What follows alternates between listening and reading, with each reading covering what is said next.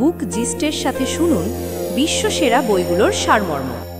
আসসালামু আলাইকুম বন্ধুরা, বুক গিস্টের জ্ঞানার্জনের এই যাত্রায় আপনাকে স্বাগতম।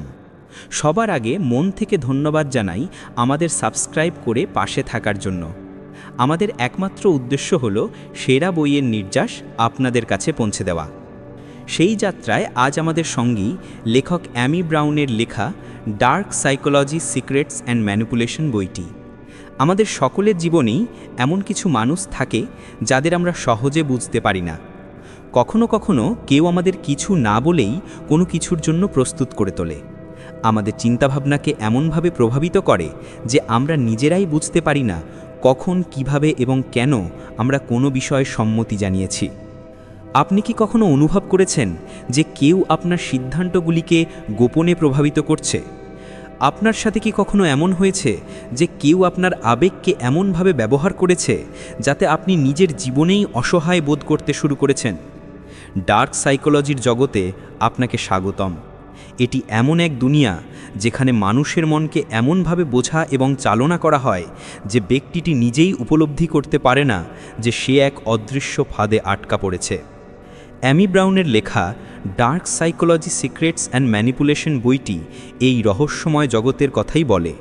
এই বই সেই সব লুকোনো মনস্তাত্ত্বিক কৌশল এবং রণনীতিগুলিকে সামনে নিয়ে আসে যা বিশ্বের সবচেয়ে চতুর এবং ধূর্ত মানুষেরা ব্যবহার করে। তারা রাজনীতিবিদ হোক, বিক্রয় বিশেষজ্ঞই হোক, বা সেই সব মানুষ যারা কেবল নিজেদের স্বার্থসিদ্ধির জন্য অন্যের মন নিয়ে খেলা করে। এই ভিডিওতে আমরা এই বইটির গভীর বিশ্লেষণ করব, এর প্রতিটি কৌশলকে উন্মোচন করব এবং আপনাকে বোঝাবো যে কিভাবে কিছু মানুষ আপনার মনস্তত্ত্বকে হ্যাক করে নিজেদের ইচ্ছামতো চালনা করার চেষ্টা করে।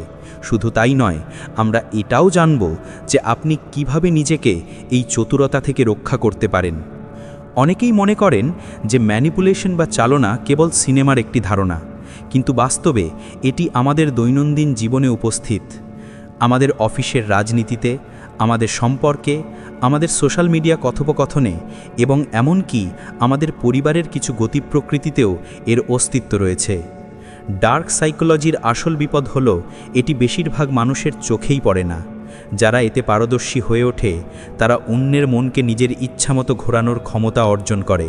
তাই এটা জানা অত্যন্ত জরুরি হয়ে ওঠে যে আপনি কিভাবে নিজেকে চালিত হওয়া থেকে রক্ষা করবেন। যখনই কেউ আপনাকে বলে যে তুমি ভাবতেও পারবে না তোমার সাথে কি ঘটছে, তখনই আপনার সতর্ক হওয়া উচিত, কারণ প্রায়শই যে জিনিসগুলি আমাদের নজরে আসে না সেগুলি সবচেয়ে বিপজ্জনক হয়।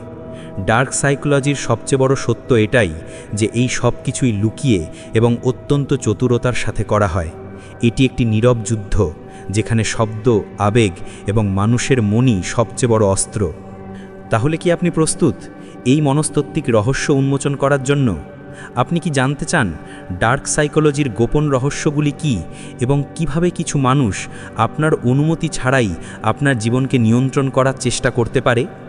যদি আপনার উত্তর হ্যাঁ হয়, তাহলে এই ভিডিওটি শেষ পর্যন্ত অবশ্যই দেখুন, কারণ এতে আমরা কেবল এই চালনার কৌশলগুলি সম্পর্কেই বলবো না, বরং এর থেকে বাঁচার সবচেয়ে কার্যকরী উপায়গুলিও জানাবো।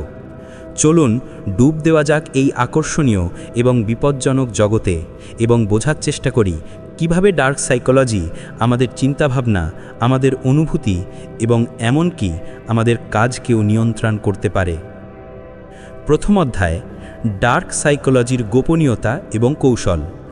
আপনি কি কখনো এমন কোনো ব্যক্তির সাথে পরিচিত হয়েছেন যিনি কিছু না বলেও পরিবেশকে নিজের নিয়ন্ত্রণে নিয়ে আসেন? আপনি কি কখনো অনুভব করেছেন যে কিছু মানুষ এত সহজে অন্যদের প্রভাবিত করতে পারে যে সামনের ব্যক্তিটি বুঝতেই পারে না যে সে তার নিজের ইচ্ছায় নয়, বরং অন্যের মানসিক জালে ফেসে সিদ্ধান্ত নিচ্ছে? এটি কোনো জাদু নয়, বরং ডার্ক সাইকোলজির গভীর গোপনীয়তা এবং কৌশলের ফল, যা সেই সব মানুষ ব্যবহার করে যারা নিজেদের স্বার্থে অন্যের মন এবং আবেগ নিয়ে খেলতে জানে। ডার্ক সাইকোলজি হলো সেই শিল্প যেখানে মনস্তাত্ত্বিক কৌশল ব্যবহার করে কারোর চিন্তাভাবনা, ফেরন এবং সিদ্ধান্ত নেওয়ার পদ্ধতিকে পরিবর্তন করা হয়। যারা এটা বোঝে তারা অন্যদের নিজের ইচ্ছামতো চালনা করার ক্ষমতা রাখে এবং তাদের এর আঁচ পর্যন্ত পেতে দেয় না। এটি এমন এক শক্তি যা সঠিক ব্যক্তি নৈতিকভাবে ব্যবহার করতে পারে, কিন্তু ভুল ব্যক্তি এটিকে নিজের স্বার্থের জন্য এক ভয়ঙ্কর অস্ত্র হিসেবে ব্যবহার করতে পারে। ডার্ক সাইকোলজিতে যারা পারদর্শী তারা কিছু বিশেষ কৌশল ব্যবহার করেন। প্রথম এবং সবচেয়ে গুরুত্বপূর্ণ কৌশলটি হল ইমোশনাল মিররিং বা আবেগের প্রতিফলন। এটি এমন একটি পদ্ধতি যেখানে চালনাকারী ব্যক্তি সামনের ব্যক্তির আবেগ, ভাবভঙ্গি এবং চিন্তাভাবনার ধরনকে সূক্ষ্মভাবে নকল করতে থাকে। যখন কেউ আপনার ভাবভঙ্গি, কথা বলার ভঙ্গি এবং আচরণকে ধীরে ধীরে অনুকরণ করতে শুরু করে, তখন আপনার অবচেতন মন তাকে নিজের মতো মনে করতে শুরু করে। এর ফলে আপনার মধ্যে সেই ব্যক্তির প্রতি এক অজানা বিশ্বাস জন্মায় এবং এখান থেকেই চালনার সূচনা হয়। আরেকটি প্রভাবশালী কৌশল হল ফিয়ার বেসড কন্ট্রোল বা ভয়ভিত্তিক নিয়ন্ত্রণ। মানুষের মন স্বাভাবিকভাবেই ভয় দ্বারা প্রভাবিত হয়। যখন আমরা কোনো কিছুকে ভয় পাই তখন তা এড়ানোর জন্য আমরা যে কোনো কিছু করতে প্রস্তুত থাকি। ডার্ক সাইকোলজি ব্যবহারকারীরা এই ভয়েরই সুযোগ নেয়। তারা সূক্ষ্মভাবে এমন শব্দ এবং ধারণা ব্যবহার করে যা আপনার মনে অনিশ্চয়তা এবং ভয় সৃষ্টি করে। তারা দেখায় যে যদি আপনি তাদের কথা না মানেন তাহলে খারাপ কিছু হতে পারে। এই ভয় আর্থিক ক্ষতি, সামাজিক প্রত্যাখ্যান বা মানসিক ভাঙনের হতে পারে। ভয়ের সঠিক ব্যবহারকারী আপনার মনে সেই আখ্যান্তি তৈরি করতে পারে যা তার স্বার্থে কাজ করে। এছাড়াও গ্যাসলাইটিং একটি মনস্তাত্ত্বিক কৌশল যা ডার্ক সাইকোলজিতে প্রায়শই ব্যবহৃত হয়। এতে ব্যক্তি ধীরে ধীরে আপনার পরলব্ধি বা ধারণাকে বিকৃত করতে চেষ্টা করে, যাতে আপনার নিজের চিন্তা এবং স্মৃতির ওপরে সন্দেহ হতে শুরু করে। আপনার মনে হতে থাকে যে প্রায়শই আপনিই ভুল এবং সামনের ব্যক্তিটিই হয়তো সঠিক। যখন কেউ ক্রমাগত বলতে থাকে যে তুমি বিষয়গুলো ভুল বুঝছো বা তোমার স্মৃতি তোমাকে ধোঁকা দিচ্ছে, তখন এটি গ্যাসলাইটিংয়ের লক্ষণ হতে পারে। এই কৌশলটি এতটাই বিপজ্জনক যে ব্যক্তি নিজের চিন্তার উপরেই সন্দেহ করতে শুরু করে এবং সম্পূর্ণরূপে চালনাকারীর উপরে নির্ভরশীল হয়ে পড়ে। ডার্ক সাইকোলজির আরেকটি গোপন রহস্য হল গিল্ট ট্রিপিং বা অপরাধ বোধে ফেলা। এটি এমন একটি কৌশল যেখানে ব্যক্তি অন্যের মনে অপরাধ বোধ জাগিয়ে তোলে যাতে সে তার কথা মানতে বাধ্য হয়। উদাহরণস্বরূপ বলা যেতে পারে, যদি কেউ বলে তুমি যদি আমাকে সাহায্য না করো তাহলে আমি খুব সমস্যায় পড়ব, বা যদি তুমি আমার কথা না শোনো তাহলে এটা প্রমাণ করবে যে তুমি আমার জন্য চিন্তা করো না, তাহলে এটি গিল্ট ট্রিপিংয়ের একটি উদাহরণ হতে পারে। এটি একটি সূক্ষ্ম কিন্তু অত্যন্ত কার্যকরী উপায় যার মাধ্যমে মানুষ অন্যদের নিজের কন্ট্রোলে রাখে। ডার্ক সাইকোলজির এই গোপনীয়তাগুলির ব্যবহার কেবল পরিবারের জীবনেই নয়, বরং বৃহত্তর পরিসরেও করা হয়। রাজনীতি, ব্যবসা, বিপণন এবং সোশ্যাল মিডিয়াতেও এই কৌশলগুলি প্রয়োগ করা হয়। সংস্থাগুলি তাদের পণ্য বিক্রির জন্য মানুষের মনস্তত্ত্ব বুঝে বিজ্ঞাপন তৈরি করে। তারা অভাবের ভয় দেখায়, যেমন সীমিত সময়ের অফার বা স্টক দ্রুত শেষ হচ্ছে, যার ফলে গ্রাহকরা আবেগের বশে দ্রুত সিদ্ধান্ত নেয়, ইত্যাদি। একইভাবে অনেক নেতা জনগণের আবেগকে নিয়ন্ত্রণ করে নিজেদের সফলতা অর্জন করেন। ডার্ক সাইকোলজির সবচেয়ে বিপজ্জনক কৌশলগুলির মধ্যে একটি হল আইসোলেশন টেকনিক বা বিচ্ছিন্নকরণ কৌশল।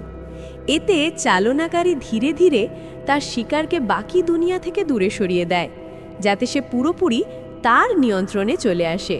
সেটা অনুভব করায় যে বাকিরা বিশ্বাসযোগ্য নয়, কেবল সেই ব্যক্তিটিই সঠিক। যখন কোনো ব্যক্তি একা অনুভব করে তখন সে চালনাকারীর কথায় আরও বেশি নির্ভরশীল হয়ে পড়ে। এই কৌশল প্রায়শই নির্যাতনমূলক সম্পর্কে দেখা যায়, যেখানে একজন সঙ্গী অন্যজনকে তার পরিবার এবং বন্ধুদের থেকে দূরে সরিয়ে দেয়। এই সমস্ত কৌশলগুলি মানুষের মনের গভীর দুর্বলতা এবং ভয়কে কাজে লাগায়। এগুলি এমন এক জ্ঞান যা যে কেউ সঠিক বা ভুল পথে ব্যবহার করতে পারে।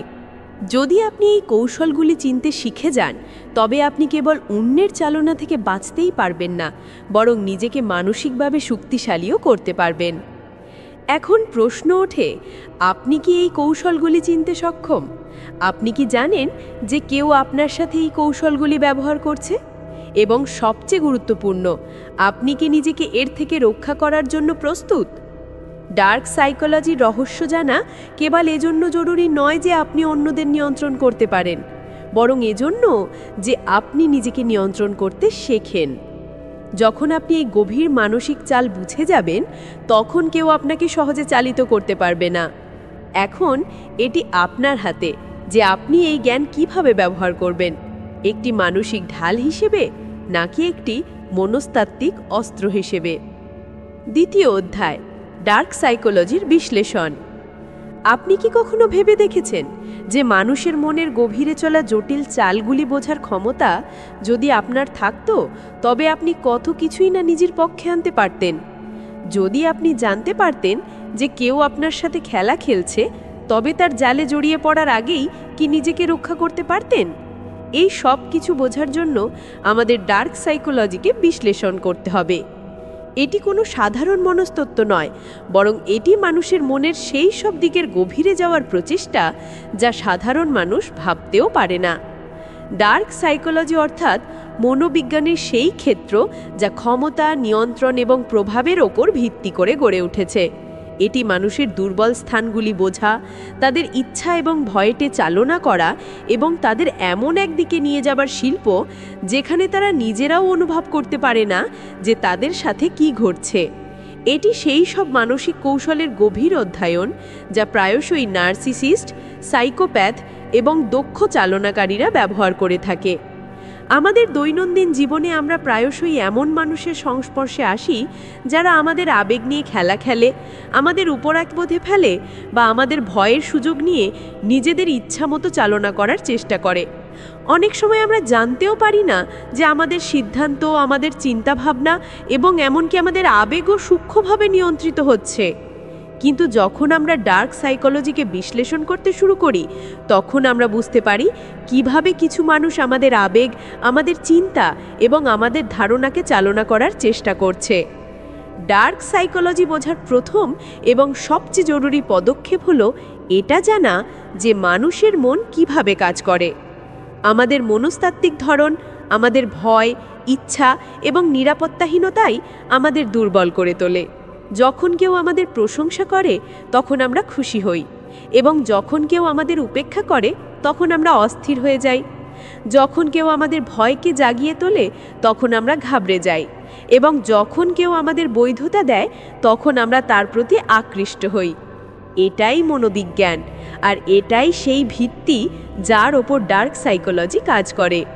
ভাবুন তো, যখন কোনো চালনাকারী আপনাকে অনুভব করায় যে আপনি ভুল এবং সে সঠিক, তখন কি এটি কেবল একটি তর্ক? যখন কেউ আপনাকে এই বলে নিয়ন্ত্রণ করে যে আপনি তাকে হতাশ করতে চান না, তখন কি এটি কেবল একটি আবেগী অনুরোধ? যখন কেউ আপনাকে ভয় ভিত্তিক সিদ্ধান্ত নিতে বাধ্য করে, তখন কি এটি কেবল একটি সতর্কতা? না, এ সবই ডার্ক সাইকোলজির কৌশল যা ব্যবহার করে মানুষ অন্যদের নিয়ন্ত্রণ করার চেষ্টা করে। ডার্ক সাইকোলজির কিছু সবচেয়ে বিপজ্জনক অস্ত্র হল ম্যানিপুলেশন, প্রতারণা, গ্যাস লাইটিং, গিল্ট ট্রিপিং এবং আবেগগত শোষণ। এই সমস্ত কৌশলগুলি একটি বিষয়ের ওপর কেন্দ্রিত থাকে: অন্য মানুষের আবেগ এবং চিন্তাকে সূক্ষ্মভাবে নিয়ন্ত্রণ করা। যখন কেউ আপনাকে অপরাধবোধে ফেলে এবং এমনভাবে অনুভব করায় যে আপনি একজন খারাপ মানুষ শুধু যাতে আপনি তার কথা মেনে নেন, তখন এটি ডার্ক সাইকোলজির একটি ক্লাসিক উদাহরণ। যখন কেউ আপনার ধারণাকে চালনা করে এবং আপনাকে বিশ্বাস করানোর চেষ্টা করে যে আপনার চিন্তাই ভুল, তখন এটিকে গ্যাসলাইটিং বলা হয়। আর যখন কেউ ধীরে ধীরে নিজের প্রভাবে আনার জন্য প্রতারণার ব্যবহার করে, তখন এটিও ডার্ক সাইকোলজির একটি অংশ।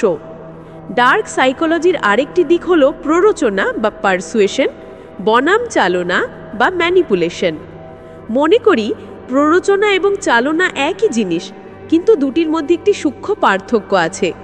প্ররোচনা অর্থাৎ বোঝানোর শিল্প একটি নৈতিক দক্ষতা, যেখানে সামনের ব্যক্তিকে চাপ না দিয়ে যুক্তি এবং আবেগের ভারসাম্যের সাথে নিজের কথায় সম্মত করানো হয়। কিন্তু চালনা একটি অনৈতিক পদ্ধতি, যেখানে সামনের ব্যক্তির আবেগের সাথে খেলে তাকে নিজের ইচ্ছা মতো নিয়ন্ত্রণ করা হয়। ডার্ক সাইকোলজি সঠিক অধ্যয়ন করলে আমরা বুঝতে পারি যে মানুষ কিভাবে চিন্তা করে, কিভাবে প্রতিক্রিয়া জানায় এবং কোন পরিস্থিতিতে তারা সবচেয়ে বেশি দুর্বল থাকে। এই জ্ঞান অর্জন করার অর্থ এই নয় যে আমরা এটিকে ভুলভাবে ব্যবহার করব, বরং এর সঠিক ব্যবহার আমাদের আত্মরক্ষায় সাহায্য করতে পারে। যখন আমরা জানতে পারি যে কোনো ব্যক্তি আমাদের আবেগের সাথে খেলছে, তখন আমরা সচেতন হয়ে যাই এবং সেই জালে জড়িয়ে পড়া থেকে বাঁচতে পারি। এই অধ্যায়ের সবচেয়ে বড় প্রশ্ন এটাই, আপনি কি জানেন যে আপনিও তো আপনার জীবনে কখনো না কখনো ডার্ক সাইকোলজির কোনো না কোনো কৌশলের শিকার হয়েছেন? আপনার কি কখনো এমন মনে হয়েছে যে আপনার সিদ্ধান্তগুলি আপনার নিজের ছিল না, বরং কেউ সূক্ষ্মভাবে আপনাকে সেগুলি নিতে বাধ্য করেছে? আপনি কি কখনো এমন বিষাক্ত সম্পর্কে ছিলেন যেখানে আপনাকে গ্যাসলাইটিং বা গিল্ট ট্রিপিংয়ের শিকার বানানো হয়েছে? ডার্ক সাইকোলজিকে বিশ্লেষণ করা এক অর্থে নিজেকে মানসিকভাবে শক্তিশালী করে তোলা। এটি কেবল চালনা বোঝার শাস্ত্র নয়, বরং এটি একটি মানসিক ঢাল যা আপনাকে সেই সব মানুষ থেকে রক্ষা করতে পারে যারা আপনার আবেগের সাথে খেলতে চায়। যখন আপনি ডার্ক সাইকোলজির ধরনগুলি চিনতে শিখে যাবেন, তখন আপনি কারোর মনস্তাত্ত্বিক খেলায় জড়িয়ে পড়া থেকে বাঁচতে পারবেন। আপনি নিজের মানসিক শক্তি বাড়াতে পারবেন এবং আপনার জীবনের সিদ্ধান্তগুলি আরও সচেতনভাবে নিতে পারবেন। এখন এটি আপনার ওপর নির্ভর করে, আপনি কি অন্যদের হাতে একটি পুতুলের মতো থাকতে চাইবেন, নাকি আপনি নিজের মনের শক্তিকে চিনে নিজের জন্য একটি শক্তিশালী মানসিক ঢাল তৈরি করবেন? তৃতীয় অধ্যায়, চালনার শিল্প। আপনি কি কখনো ভেবে দেখেছেন যে কিছু মানুষ এত সহজে অন্যদের নিজের কথা মানাতে কিভাবে সফল হয়? তারা কোনো জোর জবরদস্তি ছাড়াই, কোনো জোরালো যুক্তি না দিয়েই, কেবল শব্দ এবং হাবভাবের মাধ্যমে সামনের ব্যক্তির চিন্তা এবং সিদ্ধান্তকে নিজেদের অনুকূলে নিয়ে আসে। এই সব কিছুই একটি শিল্পের ফল, চালনা বা ম্যানিপুলেশন।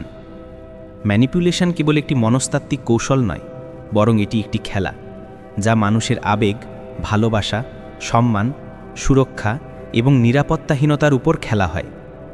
একজন দক্ষ চালনাকারী সেই যে সামনের ব্যক্তির অবচেতন মনে পৌঁছে তাকে এমনভাবে অনুভব করায় যে সে নিজেই সেই সিদ্ধান্তে পৌঁছেছে, অথচ বাস্তবে প্রতিটি পদক্ষেপ তার পরিকল্পনা অনুযায়ী নেওয়া হয়েছে। ভাবুন তো, যখন কেউ আপনাকে বলে যে যদি তুমি আমাকে ভালোবাসো তবে তুমি এটা করবে, তখন এটি কি ভালোবাসার দাবি নাকি চতুরতার সাথে বোনা একটি মানসিক চাল? যখন কেউ আপনাকে অপরাধ বোধে ফেলে কারণ আপনি তাদের সাহায্য করেননি, যদিও আপনার কাছে সঠিক কারণ ছিল, তখন এটি কি একটি সাধারণ অনুরোধ ছিল নাকি একটি মানসিক ফাঁদ?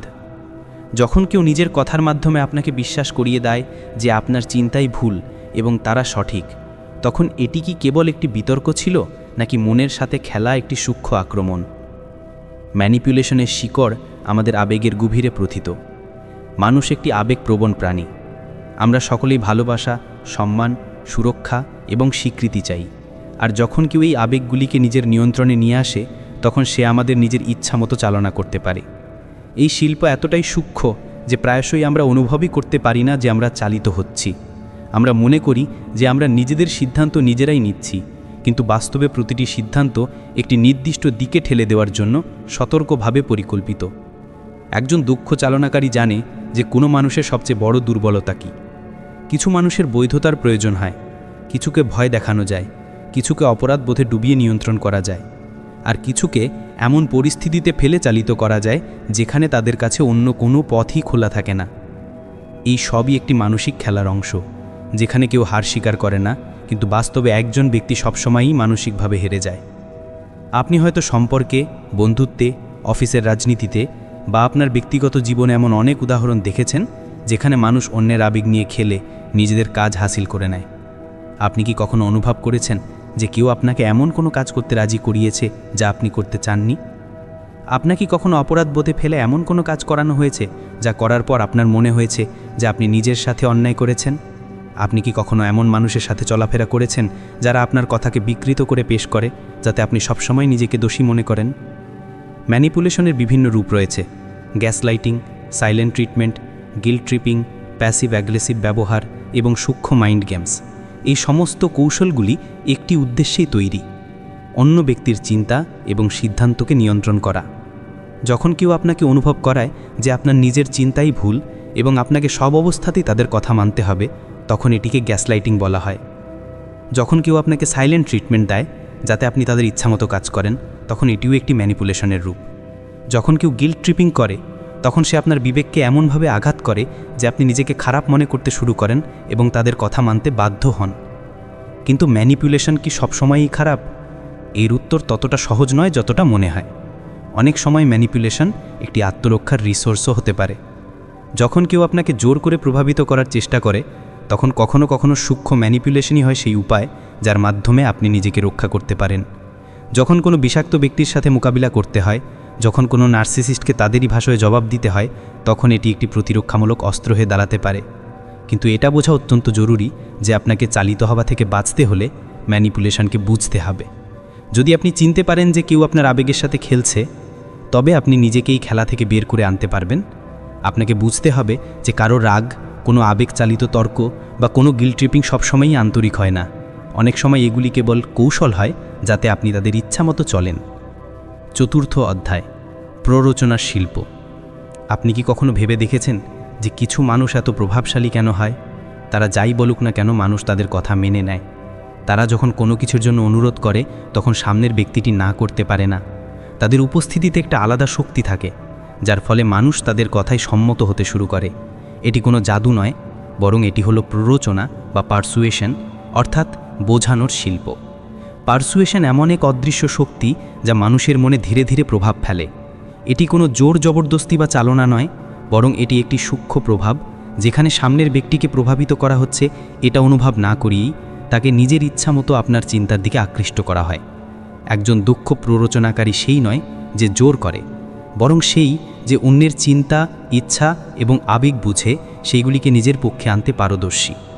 ভাবুন তো, যখন কোনো বিক্রেতা আপনাকে এমন একটি পণ্য বিক্রি করে দেয় যা কেনার আপনার কোনো ইচ্ছাই ছিল না, তখন এটি কি শুধুমাত্র একটি ভালো বিক্রি ছিল, নাকি একটি কার্যকর প্ররোচনা কৌশল?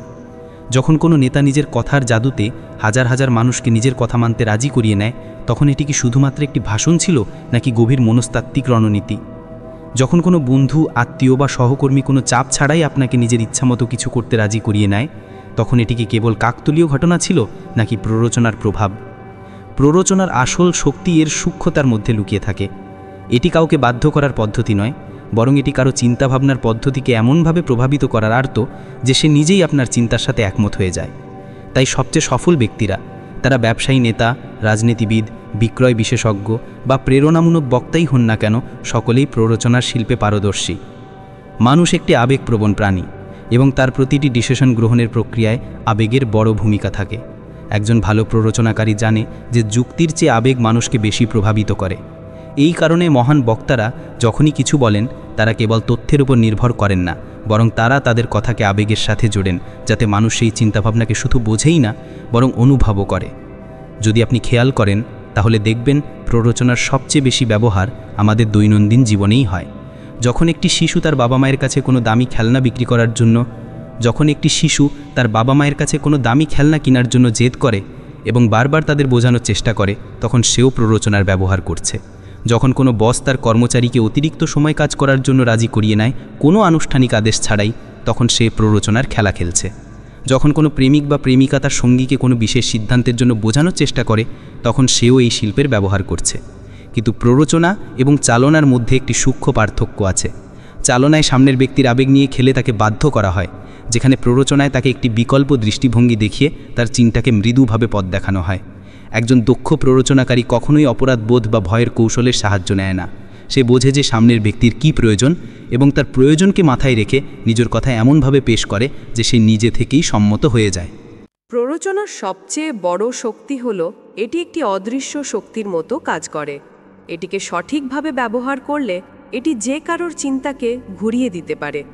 আপনি কি কখনো খেয়াল করেছেন যে বড় বড় ব্র্যান্ডগুলি তাদের বিজ্ঞাপনে কেবল পণ্যের বৈশিষ্ট্য দেখায় না, বরং তারা আমাদের আবেগকে লক্ষ্য করে?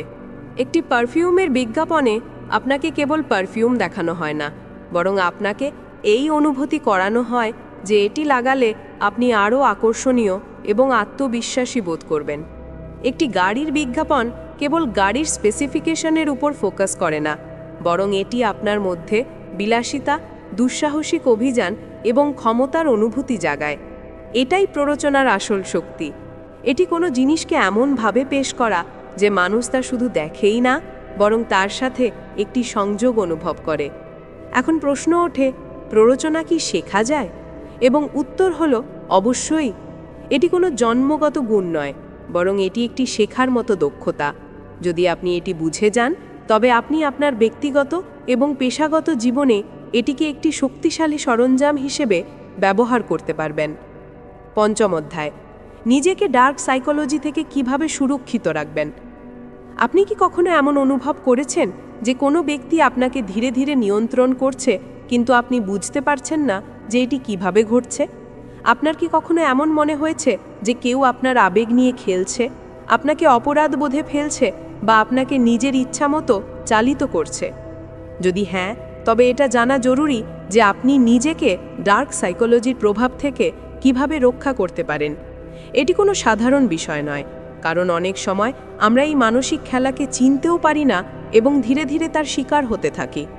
ডার্ক সাইকোলজির সবচেয়ে বিপজ্জনক দিক হলো এটি সাধারণত এতটাই সূক্ষ্ম হয় যে আমাদের এর আজ পর্যন্ত লাগে না। এটি কারোর কথায়, তার সুরে, তার শারীরিক ভাষায় এবং অনেক সময় কেবল তার উপস্থিতিতেও লুকিয়ে থাকে। যারা এই শিল্পে পারদর্শী তারা তাদের শিকারকে অনুভব পর্যন্ত করতে দেয় না যে তাদের সাথে চালনা করা হচ্ছে। কিন্তু যদি আপনি এই কৌশলগুলি চিনতে এবং নিজেকে সুরক্ষিত রাখতে শিখে যান, তাহলে কেউ আপনাকে সহজে নিয়ন্ত্রণ করতে পারবে না। নিজেকে ডার্ক সাইকোলজি থেকে বাঁচানোর প্রথম এবং সবচেয়ে জরুরি পদক্ষেপ হলো আত্মসচেতনতা। যদি আপনার নিজের আবেগ, চিন্তা এবং প্রতিক্রিয়ার গভীর বোঝাপড়া থাকে, তবে কেউ আপনাকে সহজে চালিত করতে পারবে না। প্রায়শই চালনাকারী ব্যক্তিরা অন্যের নিরাপত্তাহীনতাকে লক্ষ্য করে। তারা জানতে চায় যে আপনার কাছে কোন জিনিসটি সবচেয়ে বেশি গুরুত্বপূর্ণ, আপনার সবচেয়ে বড় ভয় কী এবং কোন জিনিসটি আপনাকে সবচেয়ে বেশি আবেগতভাবে দুর্বল করে তোলে। যদি আপনি নিজেকে ভালোভাবে জানেন এবং নিজের দুর্বলতাগুলিকে স্বীকার করেন, তবে আপনি অন্যদের সেই দুর্বলতার সুযোগ নিতে দেবেন না। পরবর্তী পদক্ষেপ হলো আবেগত সীমানা তৈরি করা। অনেকেই চালিত হন কারণ তারা তাদের আবেগত সীমানা নির্ধারণ করতে পারেন না। তারা জানে না কখন তাদের কারোর কথাকে গুরুত্বের সাথে নেওয়া উচিত এবং কখন তাদের নিজের শক্তি বাঁচানো উচিত। একজন চালনাকারী সবসময় চাইবে যে আপনি আপনার সীমানা ভুলে যান এবং তাদের অনুযায়ী কাজ করেন। তারা অপরাধবোধের সাহারা নেবে, আপনাকে দায়বদ্ধ অনুভব করাবে এবং অনেক সময় আপনারই আবেগকে আপনার বিরুদ্ধে ব্যবহার করবে। যদি আপনি আপনার সীমানা মজবুত করে নেন এবং না বলতে শেখেন, তাহলে আপনি নিজেকে এই মানসিক খেলা থেকে বাঁচাতে পারবেন। এরপর আসে সমালোচনামূলক চিন্তাভাবনা এবং যৌক্তিক আলোচনা। একজন দক্ষ চালনাকারী সবসময় আবেগের ব্যবহার করে, কারণ তারা জানে যে আবেগ মানুষকে সবচেয়ে বেশি প্রভাবিত করে। কিন্তু যদি আপনি সব কিছুকে যৌক্তিকভাবে বিশ্লেষণ করতে শুরু করেন, তবে আপনি চালনা থেকে বাঁচতে পারবেন। যখনই কেউ আপনাকে কিছু বলে বা কোনো কিছুর জন্য চাপ দেয়, তখন নিজেকে জিজ্ঞাসা করুন, এটা কি সত্যিই সঠিক নাকি এটা শুধু একটি আবেগত ফাঁদ? অনেক সময় শুধু এটুকু ভাবলেই আমরা চালনার জাল থেকে বাঁচতে পারি। ডার্ক সাইকোলজি থেকে বাঁচতে সবচেয়ে জরুরি হলো দৃঢ়তা। এটি এমন একটি গুণ যেখানে আপনি আপনার কথাকে দৃঢ়ভাবে পেশ করেন, কিন্তু কোনো আগ্রাসন ছাড়াই। একজন চালনাকারী ব্যক্তি তখনই শক্তিশালী হয় যখন সামনের ব্যক্তি দুর্বল হয়। কিন্তু যখন আপনি নিজের উপর আত্মবিশ্বাসী হন, নিজের মতামত স্পষ্টভাবে রাখেন এবং কোনো চাপের মধ্যে না এসে নিজের সিদ্ধান্ত নেন, তখন কেউ আপনাকে সহজে চালিত করতে পারবে না। এছাড়াও আপনার চারপাশের মানুষদের বোঝাও অত্যন্ত জরুরি। প্রায়শই যারা আমাদের চালিত করেন তারা আমাদের দৈনন্দিন জীবনেই থাকে। বন্ধু, সহকর্মী, আত্মীয় বা কখনো কখনো আমাদের সবচেয়ে কাছের মানুষও। তারা ধীরে ধীরে আমাদের আবেগত ফাঁদে ফেলে এবং আমাদের অনুভব পর্যন্ত করতে দেয় না যে তারা আমাদের মনের সাথে খেলছে। তাই মানুষের কথার চেয়ে তাদের কাজের উপর বেশি মনোযোগ দেওয়া জরুরি। যদি কেউ বারবার আপনার আত্মসম্মান কমানোর চেষ্টা করে, আপনাকে অপরাধ বোধে ফেলে বা আপনাকে মানসিকভাবে ক্লান্ত করে, তবে এটি একটি বিপদ সংকেত। ডার্ক সাইকোলজি থেকে বাঁচার সবচেয়ে কার্যকরী উপায় হলো নিজেকে মানসিকভাবে শক্তিশালী করা। এর অর্থ হলো আত্মসম্মান, আত্মমূল্য এবং আত্মবিশ্বাস বাড়ানো। যখন একজন চালনাকারী দেখে যে আপনি নিজের মূল্য বোঝেন, তখন তারা আপনাকে নিয়ন্ত্রণ করতে ব্যর্থ হয়।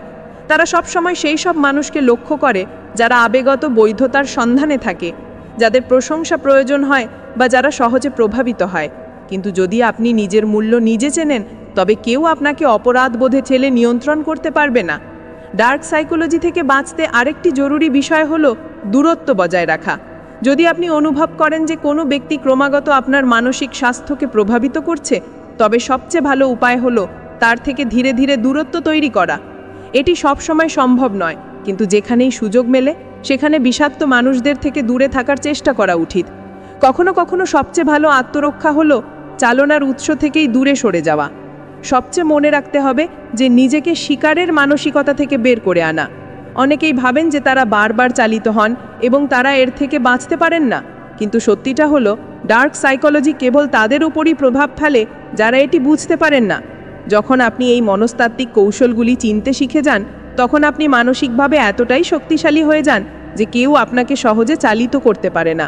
এখন প্রশ্ন ওঠে, আপনি কি কখনো কারো দ্বারা চালিত হয়েছিলেন কিন্তু সেই সময় অনুভব করতে পারেননি? আপনি কি কখনো অপরাধ বোধ, আবেগত ব্ল্যাকমেল বা গ্যাস লাইটিংয়ের শিকার হয়েছিলেন? আর যদি হ্যাঁ, তবে এখন কি আপনি নিজেকে রক্ষা করার জন্য প্রস্তুত? ডার্ক সাইকোলজি সবাই বুঝতে পারে না, কিন্তু যারা এটি বুঝে যায় তারা তাদের জীবনকে পুরোপুরি বদলে ফেলতে পারে।